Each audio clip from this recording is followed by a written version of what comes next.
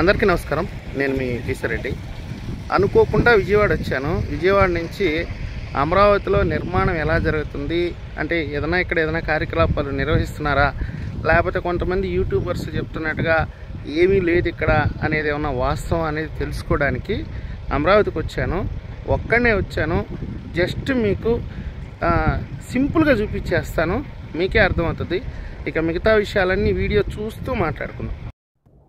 ప్రకాశం barrage మీదుగా ఉండవల్లి వెళ్ళి అక్కడ మీకు సచివాలయం చూపించి అక్కడి నుంచి జరుగుతున్నటువంటి నిర్మాణ పనులన్నీ కూడా మీకు దాదాపుగా 70% నేను కవర్ చేసేదానికి ప్రయత్నిస్తాను. మరొకసారి వచ్చి పూర్తి స్థాయిలో కవర్ చేస్తాను. ఇప్పుడైతే మనం ఉండవల్లి వెళ్దాము. ఉండవల్లికి వెళ్ళే ముందు కృష్ణానది తీరం ఎంత అద్భుతంగా ఉందో చూడండి. చాలా ఆహ్లాదకరంగా ఉంటుంది. చాలామంది కూడా ఇక్కడికి సేద తీరడానికి వస్తుంటారు. మీరు కూడా విజయవాడ వాసులైతే ఇక్కడికి వచ్చే ఉంటారు. కొత్త నీరు అంటే పైనుంచి నీళ్ళు వస్తున్నట్టున్నాయి. చాలా కళగా ఉంది జలకళ. ఇక్కడ చేపలు కూడా పడుతున్నారు. ఆ బోట్లోకి వెళ్ళి మత్స్యకారులు చేపలు పట్టుకొని వచ్చి ఇక్కడే అమ్ముతున్నారు. చాలా అద్భుతంగా ఉంది. ఇక్కడ చాలా ప్రశాంతంగా కూడా ఉంది. ఆ పక్కన అంత పెద్ద టౌన్ నుండి కూడా ఇక్కడ ప్రశాంతంగా ఉంది అంటే చాలా గొప్ప విషయం. ఎవరైనా ఇక్కడికి వచ్చి కూర్చోవచ్చు. ఇప్పుడైతే మీరు ఈ లెఫ్ట్ సైడ్ కనిపిస్తుంది, ఇది ఉండవల్లి గుహలు. గతంలో కూడా నేను వీడియో చేస్తున్నాను. ఎవరన్నా చూడకుండా ఉంటే మళ్ళీ ఒకసారి లోపలికి వెళ్ళి పూర్తిగా మీకు చూపించే ప్రయత్నం చేస్తాను. ఇప్పుడైతే చాలా ఈ వీడియో ల్యాగ్ అయిపోతుంది కాబట్టి ఇంకొక వీడియోలో దాన్ని చూపించే ప్రయత్నం అయితే చేస్తాను. ఈ రోడ్లన్నీ కూడా చంద్రబాబు నాయుడు గారు 2014-19 ముఖ్యమంత్రిగా ఉన్న కాలంలో నిర్మించిన ఇవన్నీ కూడా. జగన్మోహన్ రెడ్డి గారు ముఖ్యమంత్రి అయిన తర్వాత ఈ ప్రాంతాన్ని మొత్తం శ్మశానం చేసేసాడు. ఇప్పుడు మళ్ళీ కొత్త ప్రభుత్వం వచ్చిన తర్వాతే కొంచెం జనసంచారం కనపడుతుంది, కార్మికులు కనపడుతున్నారు, కొత్త పనులు చేపడుతున్నారు ఇక్కడికి వచ్చి. అయితే ఏది కూడా రాత్రికే జరిగిపోదు కదా. ఇప్పుడైతే మనం సచివాలయాన్ని బయట నుంచి చూపిస్తాను. లోపలికైతే మనకు అనుమతి లేదు. పాస్ తీసుకుంటే లోపలికి వెళ్ళొచ్చు, కానీ మనకేం పని లేదు కదా, ఏ కారణంతో లోపలికి వెళ్ళాలి.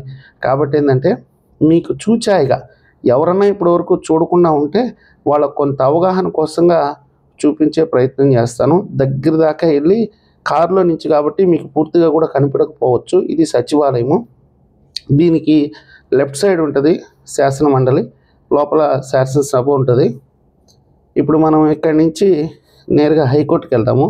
ఇప్పుడు మీరు ఎదురుగా చూస్తున్నారు కదా, ఈ బిల్డింగ్స్ అన్నీ కూడా గత 5 ఏళ్ళగా ఆలనా పాలనా లేక దాదాపుగా 70-75% కంప్లీట్ అయిపోయినాయి. చివరికి ఏం చేశారంటే ఈ వైసీపీ గుండాలు ఆ బిల్డింగ్స్కి ఉండేటటువంటి కిటికీలు కమ్ములు మొత్తం పీక్కెళ్ళిపోయారనమాట. చూడండి ఎంత దుర్మార్గమో. ఇప్పుడు మళ్ళీ ఏదో సాంకేతిక నిపుణుల కమిటీ వచ్చి వాటిని అన్నింటినీ పరిశీలించి మళ్ళీ మరమ్మతులు చేస్తున్నారంట.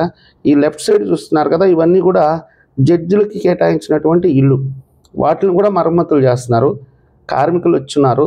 ఇప్పుడిప్పుడే ఆ జంగిల్ క్లియరెన్స్ అంతా చేసుకొని పనులు ప్రారంభించారు. అసలు ఇక్కడ ఏమి జరగట్లేదు అని చెప్పి కొంతమంది వీడియోస్ పెడుతుంటే నేను కూడా ఏం జరుగుతుంది అక్కడ అని చూడడానికి వచ్చాను.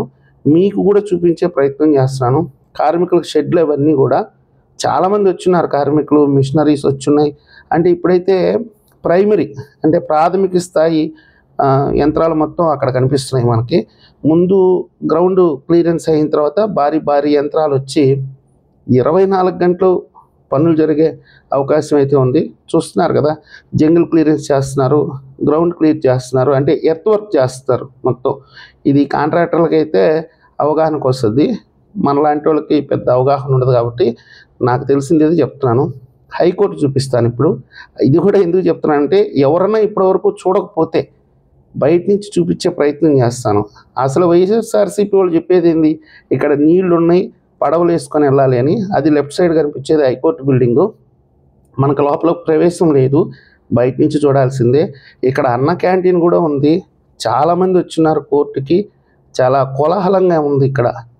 కోర్టుకు సంబంధించి న్యాయవాదులు మొత్తం కూడా. అది అన్న క్యాంటీన్ లెఫ్ట్ సైడ్ కనిపిస్తుంది కదా, అది. ఇక్కడి నుంచి మనము అదిగో మీరు ఎదురుగా చూస్తున్నారు కదా, ఈ బిల్డింగ్స్కి సంబంధించి అయితే నేను గతంలో 2-3 సార్లు వీడియోస్ చేస్తున్నాను. కనీసము అంటే చెప్పుకోవటం కూడా అసహ్యంగా ఉంటుందిలేండి, కోట్ల రూపాయలు ప్రజాధనాన్ని గాలికి వదిలేస్తున్నారు గత ప్రభుత్వంలో అయితే. ఆ బిల్డింగ్స్ని చూస్తే నాకే కడుపు మండిపోయింది గతంలో. ఇప్పుడు చూడండి, వాటిని కూడా పరిశీలించి ఇవి పనికొస్తాయి అని అనుకున్న తర్వాత, వాస్తవంగా చెప్పాలంటే వీటిలన్నింటినీ కూల్చేయాలి, ఎందుకు ఇవి పనికిరావు అన్నారు చాలామంది. కానీ ఇప్పుడైతే పనికొస్తాయని నిపుణుల కమిటీ చెప్పిన తర్వాత వాటిని కూడా మరమ్మతులు చేసి వాటిని కూడా అందుబాటులోకి తెచ్చే ప్రయత్నం అయితే ఈ ప్రభుత్వం చేస్తుంది. చాలామంది కార్మికులు ఇక్కడికి వచ్చున్నారు, పనుల్లో నిమగ్నమై ఉన్నారు. లోపలికి కూడా వెళ్ళి మీకు చూపించవచ్చు, కానీ నేను ముందే చెప్పాను కదా, చూచాక చూపిస్తాను. ఇంకొకసారి అవసరమైతే వచ్చి పూర్తి స్థాయిలో మీకు చూపించే ప్రయత్నం చేస్తాను. ఇదిగోండి, భారీ భారీ యంత్రాలు అయితే వస్తున్నాయి ఇక్కడికి. ఇక్కడి నుంచి మనము, ఇది హైకోర్టు బిల్డింగ్ కట్టాల్సింది. ఇందాక నేను చూపించింది అయితే టెంపరరీ బిల్డింగు, అది సిటీ సివిల్ కోర్టుగా మారుస్తారంట తర్వాత. ఇప్పుడు మీకు కనిపిస్తున్నాయి కదా పునాదులు, అక్కడ చూడండి కార్మికులు పనిచేస్తున్నారు, అంటే పనులు మొదలు పెట్టారని మీరు మరొకసారి గుర్తు చేసుకోండి. ఇక్కడ పనులు అయితే ప్రారంభం అయినవి. ఇప్పుడు ఇదంతా క్లియర్ చేశారు, జంగిల్ క్లియర్ చేశారు, తర్వాత ఆ పునాదుల్లో ఉండే నీళ్లు కూడా తోడేశారు. ఇక్కడ ఇది ఇప్పుడు మీరు చూస్తున్నారు కదా, ఇది వచ్చేసి ఐకానిక్ టవర్స్కి సంబంధించి. దీంట్లో కూడా నీళ్లు నిండిపోయినాయి, వీటిని కూడా తోడేశారు. మళ్ళీ ఆ నిపుణుల కమిటీ ద్వారా ఆ పునాదులు సరిగా ఉన్నాయా, వాటిని వినియోగించుకోవచ్చా, ఇవన్నీ చెక్ చేసిన తర్వాతనే పనులు ప్రారంభించారు. దీనికి సంబంధించి కూడా యంత్రాలన్నీ వచ్చేస్తున్నాయి ఆల్రెడీ.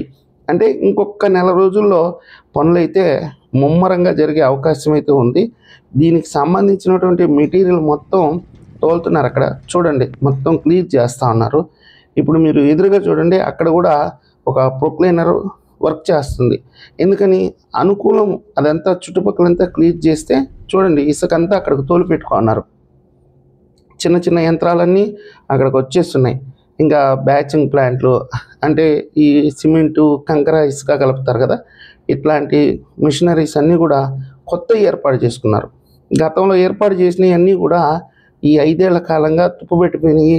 ఆ యంత్రాలు ఎందుకు పనికిరాకుండా పోయినాయి కాబట్టి ఇప్పుడు వాటి స్థానంలో కొత్త ఏర్పాటు చేసుకున్నారు. ఇప్పుడు మీకు ఎదురుగా చూపిస్తాను, ఒకసారి చూడండి. ఇక్కడైతే ఒక బ్యాచింగ్ ప్లాంట్ గతంలో ఉండింది, అది శిథిలావస్థకి వెళ్ళిపోయింది. పాపం ఆ కాంట్రాక్టర్ కూడా దివాలా తీసేస్తుంటాడు నాకు తెలిసినంతవరకు. మళ్ళీ కొత్తది ఏర్పాటు చేశారు. కాంట్రాక్టర్లు కూడా కొత్త వాళ్ళు వచ్చినారు కొంతమంది. పనులు అయితే ప్రారంభం అయినాయి. ఇక్కడ మీరు చూస్తున్నారు కదా, ఇదంతా జంగిల్ క్లియరెన్స్ అయిపోయింది. ఇక్కడ ఏదో చాలా అత్యున్నతమైనటువంటి భవనాన్ని నిర్మించబోతున్నారంట. అది చాలా కీలకమైందంట. అదేదో చెప్పారు కానీ నాకు గుర్తు రావట్లేదు మీకు చెప్పడానికి. ఇది సీడ్ యాక్సెస్ రోడ్డు. ఇప్పుడు మీరు దాదాపుగా నేనైతే పనులు జరుగుతున్నాయి అనేది మీకు చూపించడానికి ప్రయత్నించాను. ఎందుకంటే కొంతమంది దుష్ప్రచారం చేస్తున్నారు. ఏసీ రూమ్లో కూర్చొని సొల్లు కబుర్లు చెప్తా చంద్రబాబు నాయుడు గారికి, పవన్ కళ్యాణ్ గారికి, లోకేష్ గారికి సలహాలు ఇవ్వడానికి వీళ్ళేదో పెద్ద మేధావుల్లాగా బిల్డప్లు ఇస్తున్నారు.